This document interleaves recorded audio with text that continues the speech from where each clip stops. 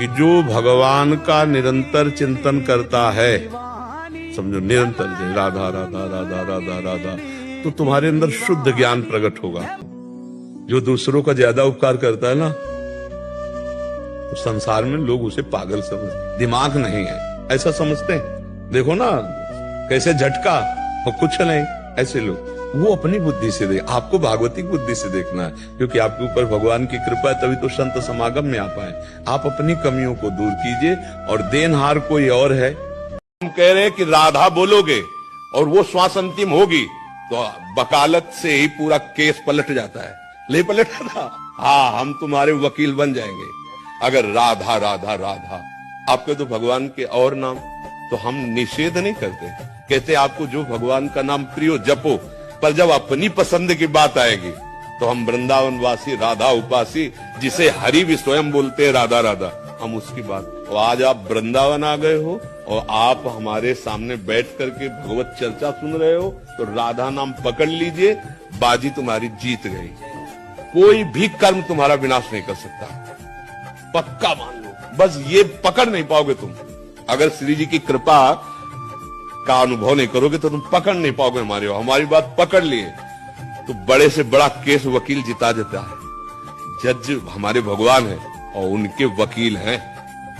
अगर मुकदमा हमारे हाथ में आ गया तो फाइनल में हमारे ही पक्ष में गिरना पड़ेगा, क्योंकि हम भगवान के लिए जीवन अर्पित किए और उनके नाम, उनकी महिमा, उनका गुण, उसी के बल से हम आए। तो आप उनके गुण महिमा को भले न जाने, लेकिन जितना जनाया उसके बल पर हम कहते हैं।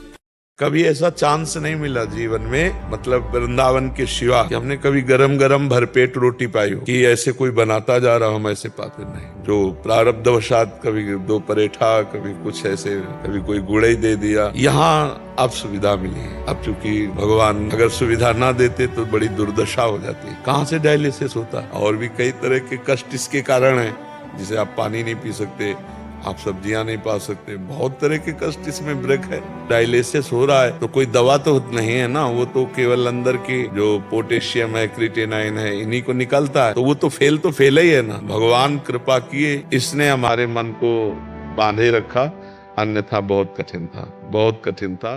डरो मत, झुको मत, टूटो मत, कल आएगा ऐसा। हमारी वचन याद कर लो, कल ऐसा आएगा कि आप खुद अपने अनुभव उपदेश में दोगे। आप दुखी मत हो, ऐसे सबके जीवन में होता है।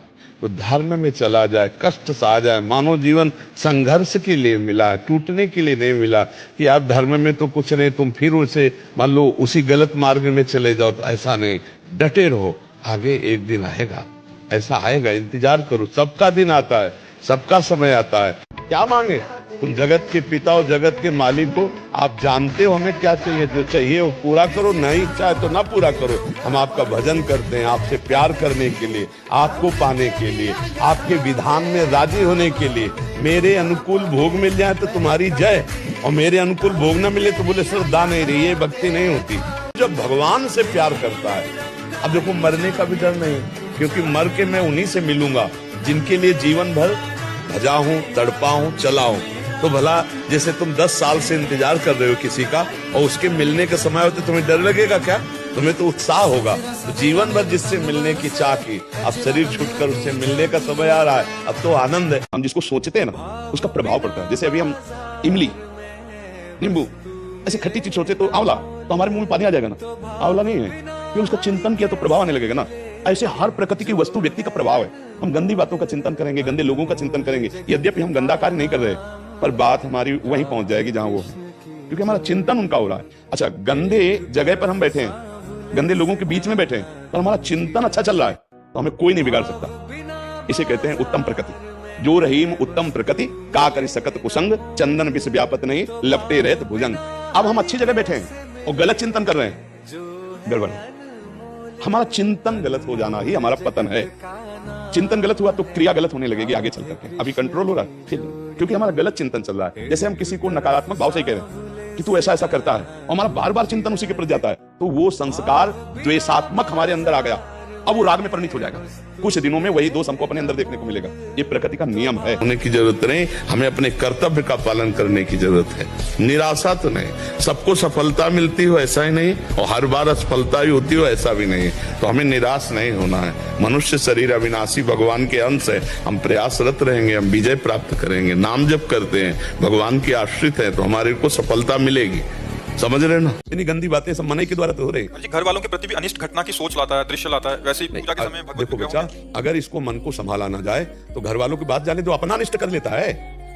यही तो है, इतना वो प्रतिकूल सोचवाने लगता है कि अपने को शूट करवा दे, अपने को जहर खवा दे। ये मना ही तो है बच्चा, सारा खेल मना ही तो कर रहा है। इसलिए इसको सुधारने के लिए ही तो अध्यात्म है। सत्संग सुनो और नाम जप करो।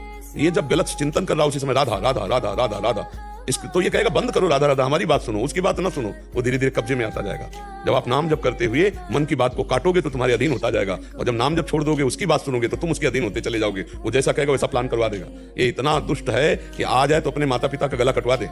ये इतना दुष्ट है कि अपने हाथ से अपना गला कटवा दे। ये डिप्रेशन में पहुंचा दे। और ये इतना अच्छा है कि भगवान की प्राप्ति करा दे। ये भी बात है, ये भगवान की भी प्राप्ति करा दे। इसलिए हमें लगता है बच्चा, मन को छूट नहीं देना चाहिए, मन को अधीन करना चाहिए, मन को शास्त्र, संत और सदगुरुदेव की आज्ञा के अनुसार चलाना चाहिए। नहीं, बहुत गंदा है, इतना गंदा है कि आप सोच नहीं सकते, इतना गंदा है। आप देख लो, अनिष्ट तो कोई कर ही नहीं सकता, अनिष्ट तो हो ही नहीं सकता है, अब अनिष्ट नहीं हो सकता। हम भगवान के शरणागत हैं, हम भगवान के अनिष्ट कैसे हो सकता है?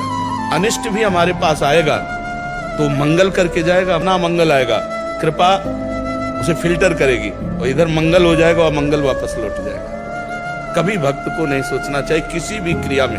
ये प्रियता की बात है, ये प्रियता की परीक्षा है।